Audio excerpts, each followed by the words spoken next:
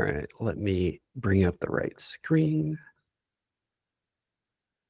Okay.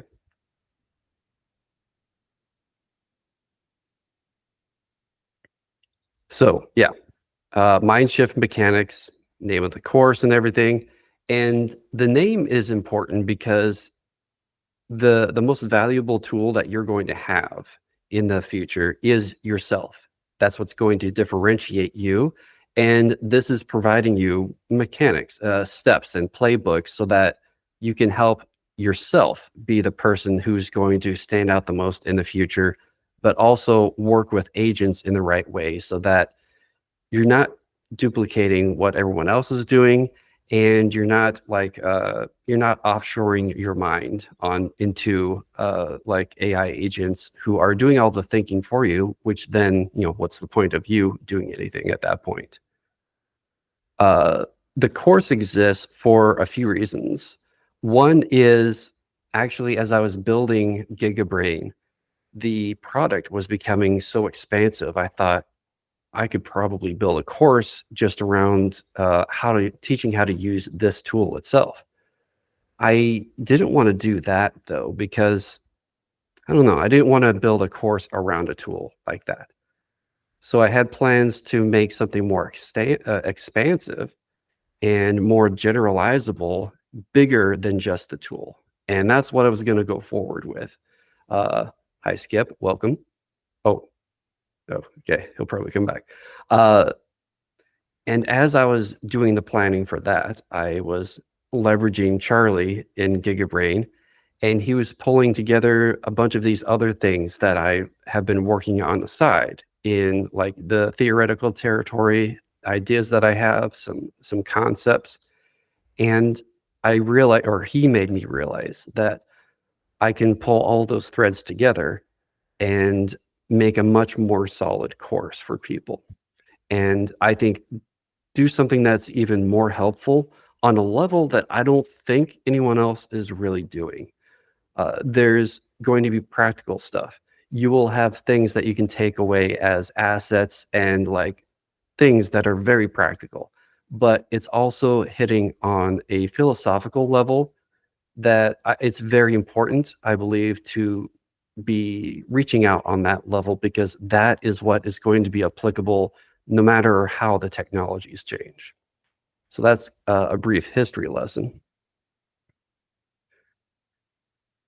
The next thing is there's several levels that I'm operating in the products and services that I'm offering. And I can't productize everything, or at least not immediately. And there's some things that I just can't turn into a product that I can sell to people, but I can still pass on knowledge, information, ways of doing things. And that's another reason why this course exists, is there's some things that maybe I'll productize later, but I can't do it now. There's some things that just won't be productizable, and I have to teach and I have to share in that way. So that's another reason why this course exists. And then finally, there's both for like the receiver, like people who are learning, but also for me in transmitting things. And this is related to the innovation aspect. But there's some things that just having, especially live instruction, not just videos, having the capability to reach out and ask questions and really dig into things, there's a depth that is not possible with a product, with a video course, with other types of offerings. What is the course made of? There's several different ways to kind of pick it apart. One is there's 4 tracks to the course. It's about knowing yourself. It's about how to work with AI and agents for thinking in the right ways, rather than offloading thought and kind of hobbling yourself or misapplying agents for things that don't need intelligence. There's the philosophy aspect, which makes you adaptive regardless of what's happening, what's changing in the technological landscape. And then there's the mind movers, which are they're tools that you can carry around in your belt and you can apply in different ways. And I'll get into those in a bit more later. But they are modular, and you can mix and match however you like. So all four of those threads are going throughout the course. Real quick, Ebert, as you joined, if you have any questions, feel free to interrupt at any time. Okay, so I covered the 4 tracks. It's a 3-week course. Each week there's 2 lessons and then 1 office hours session. Each session, whether it's a lesson or office hours, is 90 minutes. And if people are still sticking around at the end and there's lots of questions, I will stick around longer and ask questions or answer questions as long as I can keep going. Let's see here. The scheduling will take place next week, but it will be like Monday or Tuesday, there will be a meeting time. Wednesday or Thursday, there will be a second meeting time. Those will be the 2 lessons. And then Friday or Saturday, there will be a time for the office hours. And that the times will be decided based on responses to a survey or an email that I send out early next week. And I'm going to try to maximize as many people can come as possible and also ensure that for each student, they can attend at least once each week for a live session. The technologies that I'll be using are Tana and OpenAI. And it's simultaneously specific to those technologies, but also everything that I'm doing is is tool agnostic. I'm just using these as my most comfortable tools so that I can explain them best and fastest. If you want to use something else and you need help kind of implementing these things, that's going to be the perfect thing for you to come to me and ask at the end of any of the lessons or during the office hours if you want help translating how it works in Tana versus some other technology, for instance. Uh, Fortunately, the ingredients that go into any particular thing, they're generally the same. You need a prompt, you need certain types of context, you need to string things together in different ways. And so anything can be translated to any other technology. And then finally, there's the marquee example uh, system that I will be building during the class in front of you using all of those mind movers as building blocks and all of the other techniques as an example of how you can put all these things together. And they really are ingredients that you can make your own recipes with. And what I'm calling precasting is a perfect example, and I'll talk about that more in a bit as well. Real quick, any questions before I go on to the next section? And as I take a drink of water. Okay. What do you get? One thing you get is agents. I will be building agents for examples throughout the course of how you implement these things. And they will also be examples not just of like, this is how you get these results, but this is how you would structure a prompt for this kind of result. And this is the type of input and output that you would use for this specific example. And you'll be able to take those home and duplicate them, uh, fork them into your own versions wherever you want to do.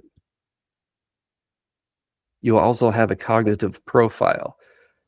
This is something that we'll be working on for the first couple weeks, and it will map out what's important to you, what your strengths and weaknesses are, and it will be AI assisted as part of a journey.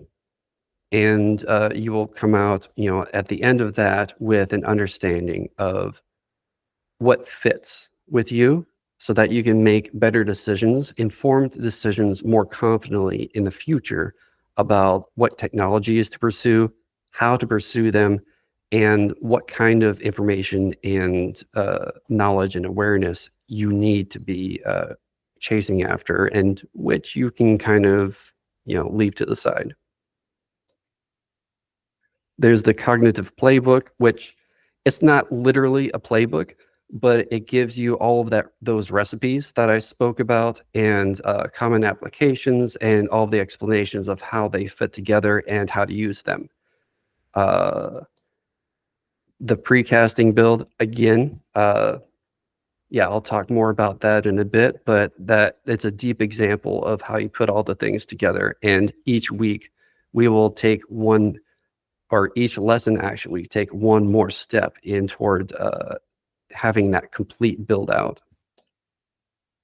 There's going to be a Slack community so that you can reach out anytime. We can have async conversations. That community is where the recordings will be shared during the course. It will continue existing for 90 days, so you can keep reaching out for follow-up questions if you have difficulty, doing various implementations, or you have a moment of inspiration and you want to reach out and talk about that. I'll be there. Uh, yeah. The next is there will be a shared workspace, and just as importantly, you will receive a ton of template afterwards that includes all the recordings, all of the examples. That's how the agents will be delivered.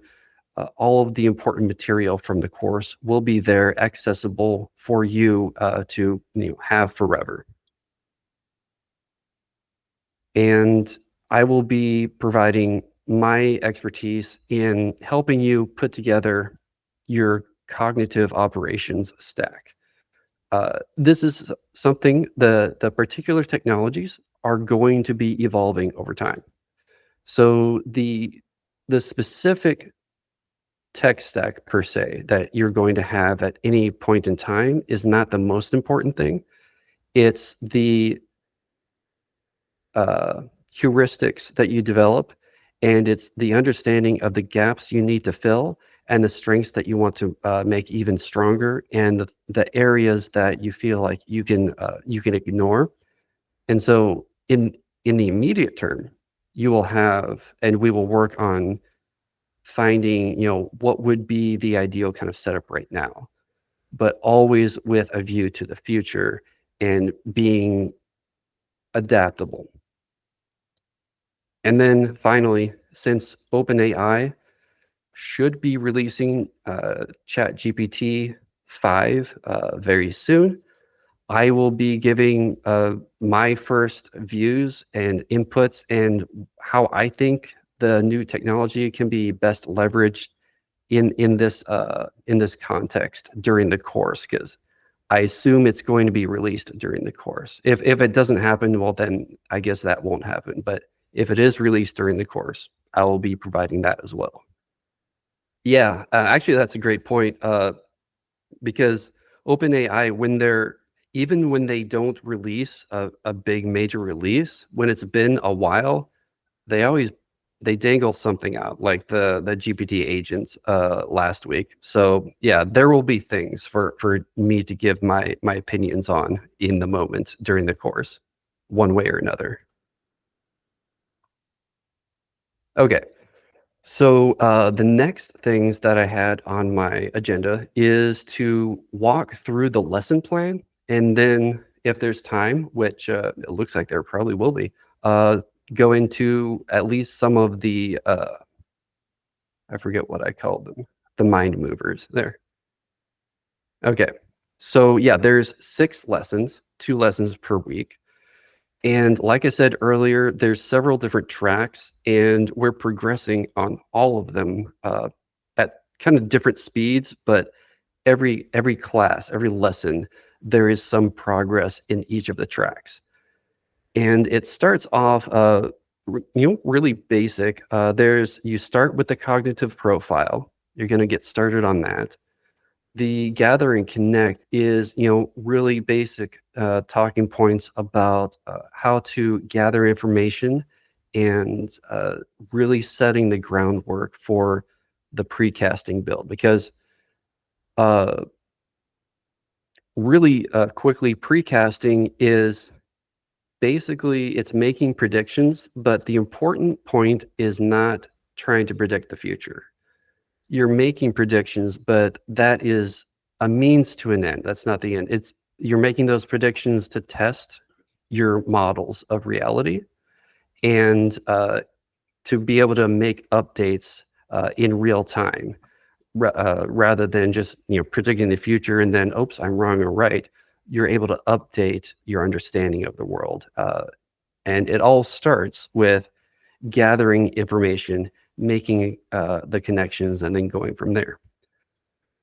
I call it precasting because it's kind of foreshadowing that the point is not the forecast per se. Like that's just like that's part of the tool. Yeah. It's part of the journey. It's not the destination. There we go. I'm with you. Oh, let me actually zoom in. There we go. Okay. So, crapping in your iPods. This is something that I chose those acronyms because they stick in your mind. So, CRAP is capture, review, act, and ponder. So those are the 4 steps that don't necessarily have to be done in that order, but that is the general process of how you process information. And you need to capture it, you review it, and you have to take action. And you also need to take time, one way or another, to meditate on it, to ponder.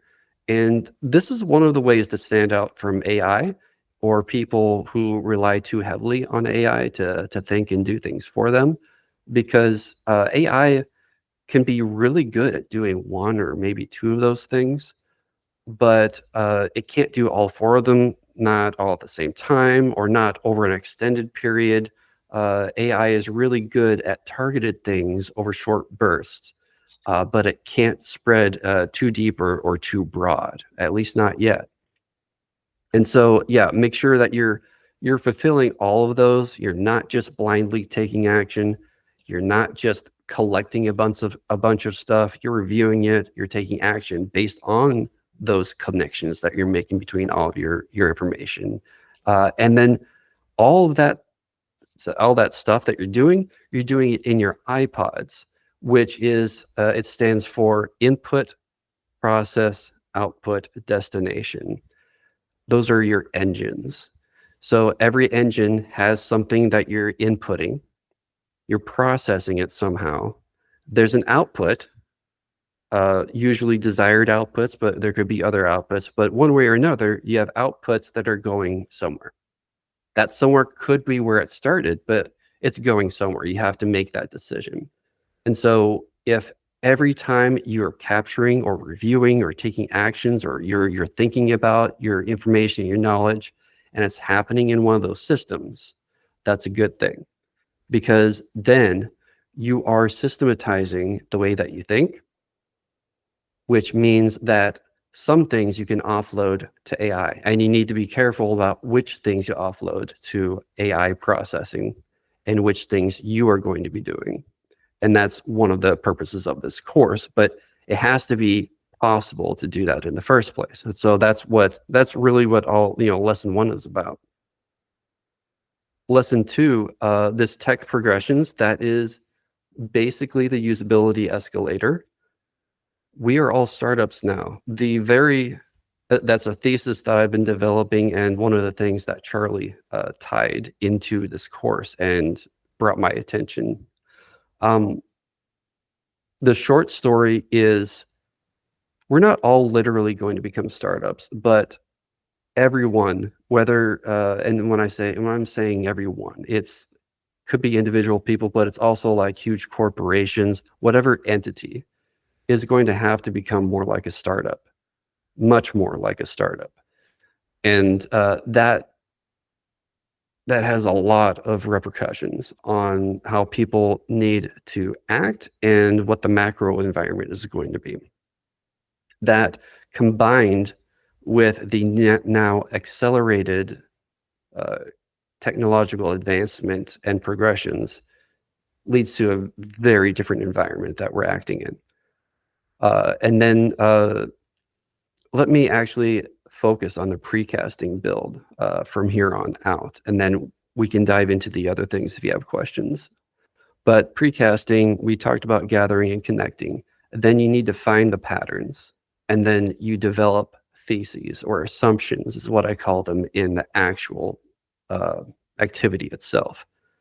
So you get a bunch of evidence or information or whatever, you find patterns, connections, synergies, you come up with ideas. I think that this means X, or I think it means Y. I think this is blah. Then you need to define in both directions. So you have this assumption or this thesis. What's driving that? Why is that the case? You've got all that evidence, but like really what's happening there, and why did that lead you to this conclusion? And if that conclusion is right, what does that mean? What does that lead to? And what's the next step beyond that?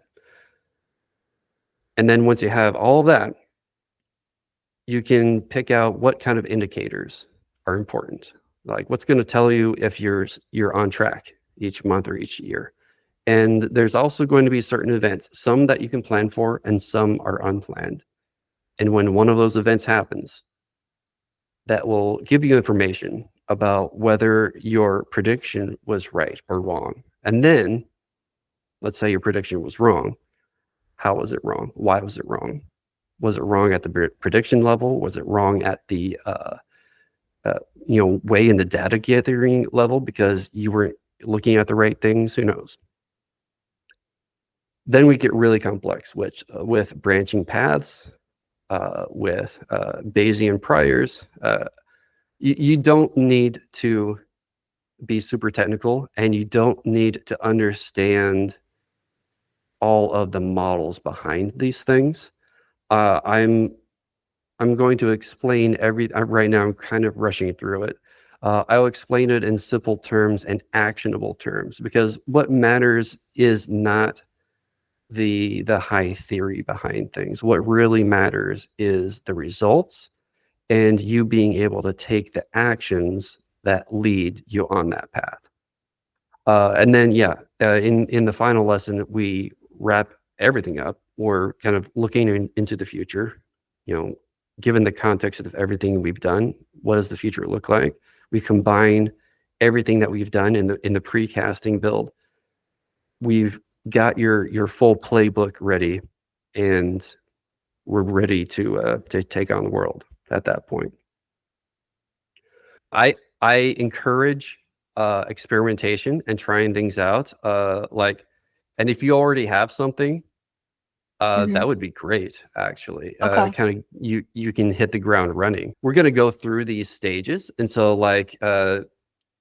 revisit like what's driving those things and what are your predictions. I'm also going to be encouraging you, and we'll get into the mind movers next.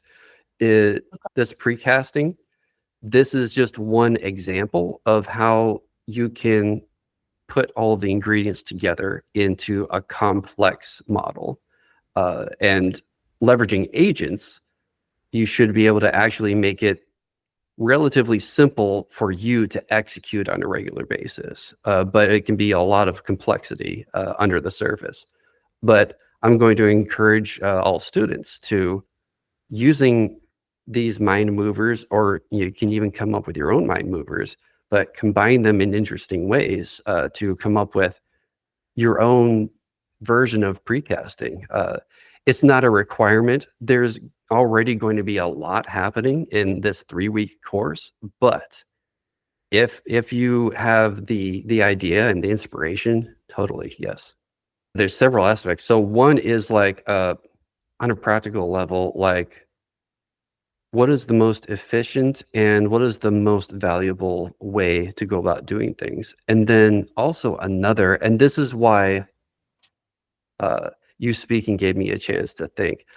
This is why having your cognitive profile and getting to know yourself is so important, because that helps you understand what the things are that you need to be doing in your thinking processes, as opposed to handing them off to AI.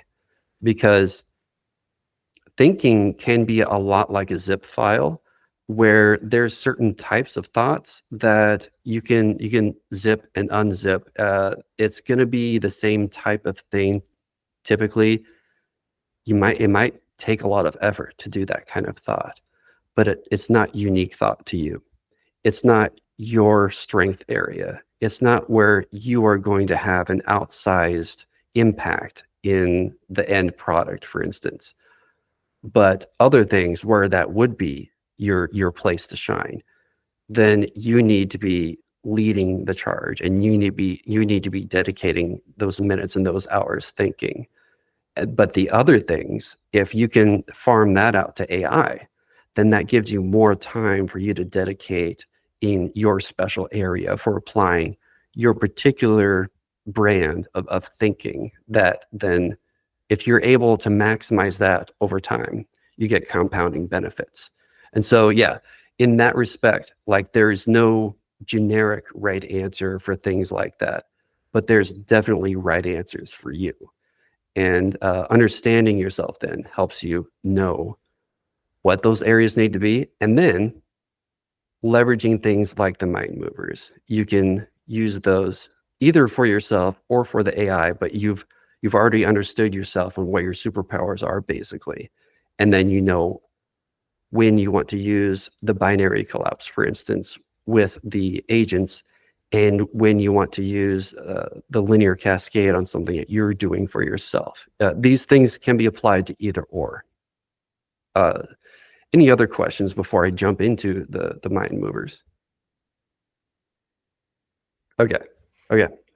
So these are deceptively simple, most of them, but what they do is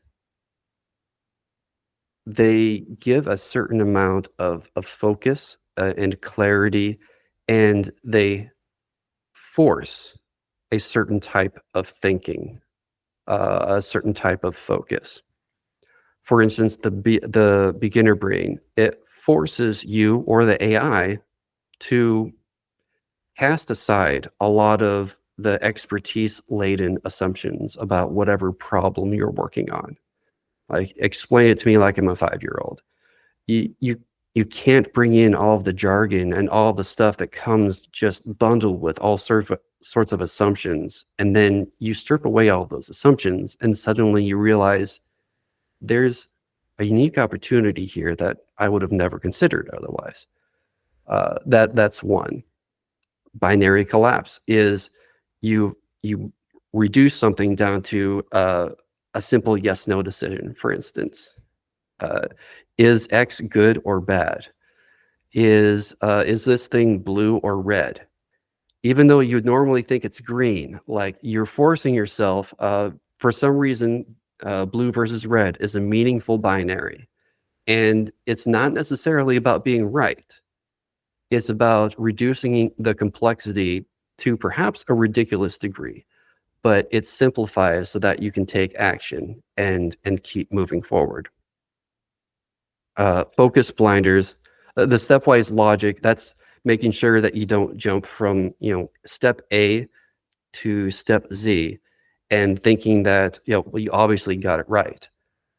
Because it makes sense when you only look at steps A and Z, but there's often many steps in between that you could have gotten wrong or right, but in ways that are deceptive. The focus blinders I really love, especially for agents, because, like I said earlier, AI excels at having a narrow focus for short periods of time. That is where AI is the best. And so if you eliminate a bunch of things that are either irrelevant or aren't maximally important, and you get a series of AI agents to focus on this thing and then that thing and then that thing, and then you tie it together in a meaningful way, or you have another agent tie it together in a meaningful way, then you get a much better result than if you just try to one-shot it with a single agent, a single, like, deep research agent, for instance. That can get you really, really good results, but maybe not great results, not the best results you could get, not the most unique results that you could get. Linear cascade is one of the key mind movers for the precasting build. That's, what are the effects that's going to happen? And then what are the effects of those effects? And what do those effects mean? It forces you to consider things that you might not have considered otherwise. And so you can see how each one of these, they're relatively simple on their own. And they can even feel like you're oversimplifying things.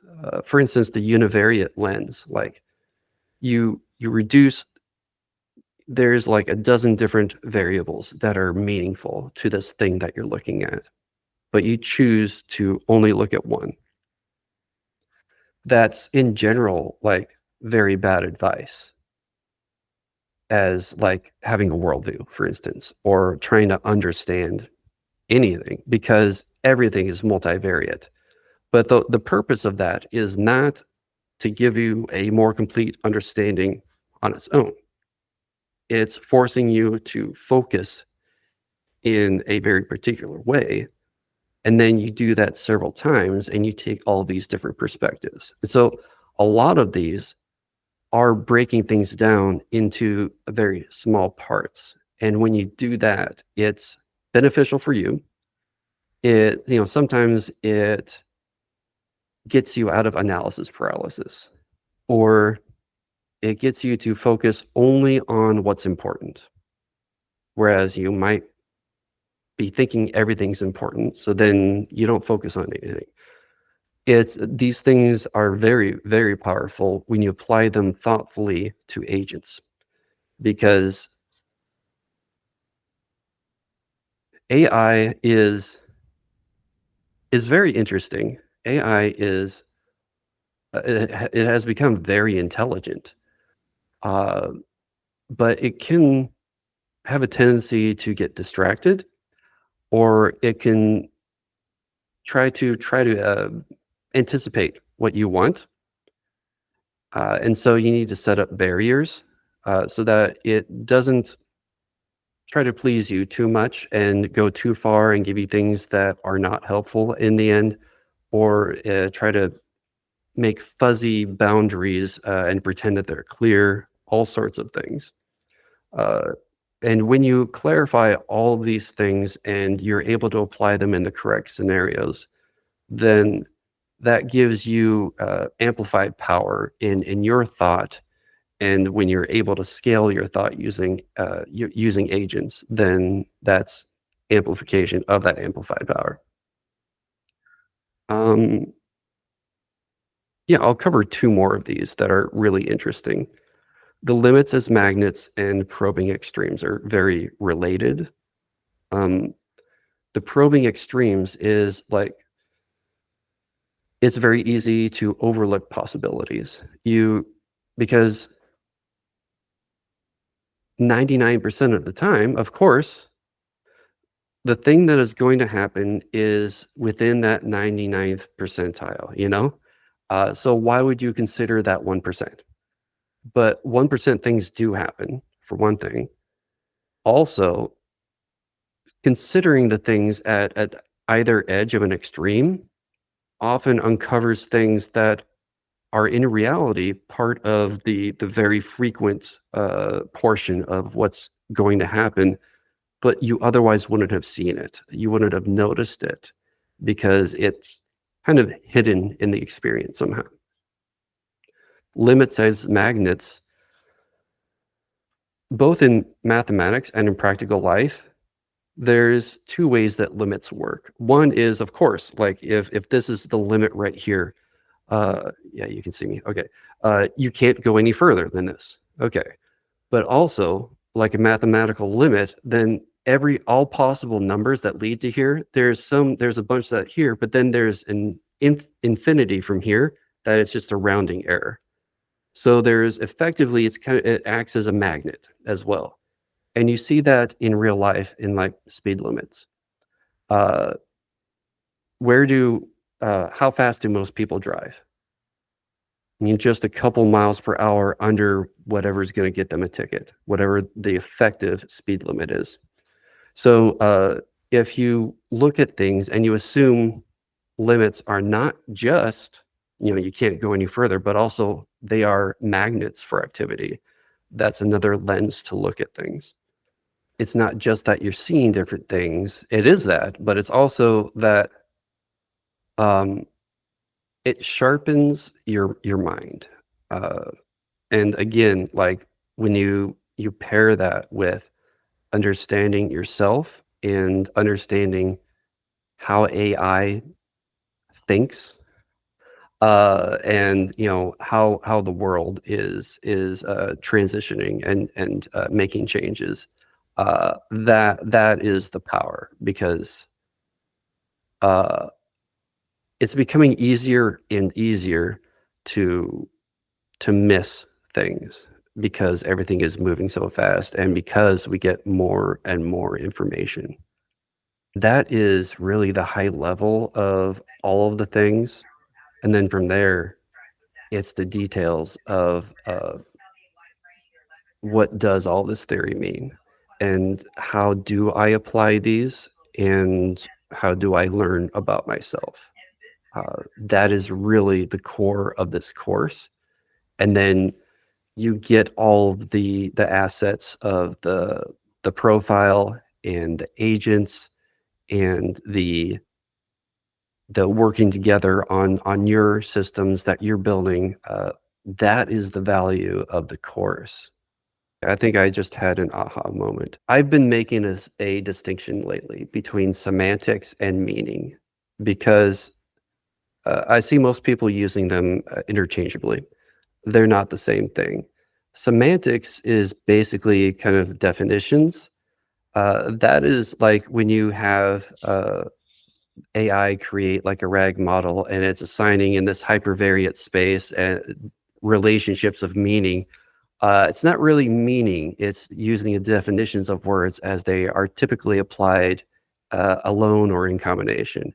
But it's not necessarily the meaning of the text. It could mean very different things.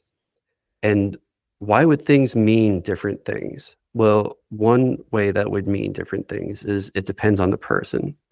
It depends on how that person talks. It depends on what's meaningful to that person.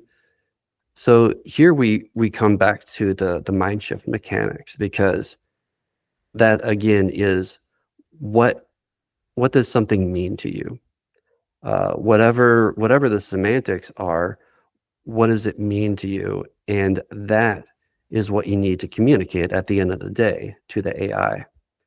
And so if you have to break some rules to get that meaning across to the AI, so be it. So yeah, I guess that's kind of where I come down, is like on a very like hyper pragmatic level of like, at the end of the day, what you're trying to transmit and leverage is meaning. And if that aligns with typical ontologies, great. If it doesn't, then whatever. Not to talk too much about our other stuff, but I am becoming dependent on using GigaBrain inside Tana, because it always has the context of my projects, my products that I'm working on. Cool. And it's like interesting. Sometimes I'm working in the browser, and like I have my old habit of, okay, I'm going to open ChatGPT, and I don't. And I have to, because I realize I'm going to have to preload. I'm going to have like paragraphs of conversation just to catch it up. And I don't want to do that. It's not going to be as good, because in Tana, now it's preloaded with what I'm working on. I will send out a blast to everyone who registered with a discount for the course. The same discount that was on the website, but now it's not as much of a discount. You'll get the old discount. So yeah, look for that to come along with the recording. The scratching at the walls gets louder. They found me.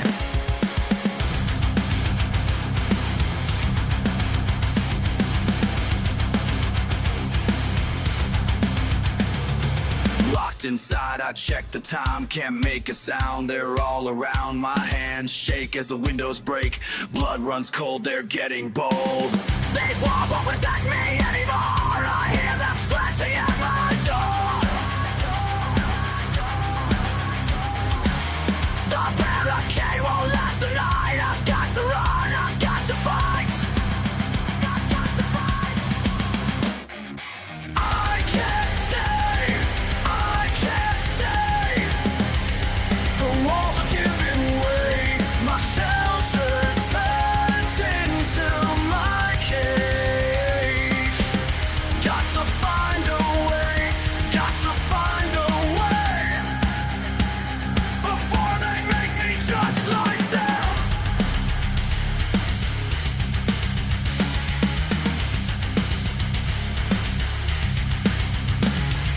Heart pounds fast, this room's my last stand to lose. Which way to choose? They're breaking in through cracking wood. Running high, but wish I could. These walls won't protect me anymore. Their hunger seeps through every pore. The barricade won't last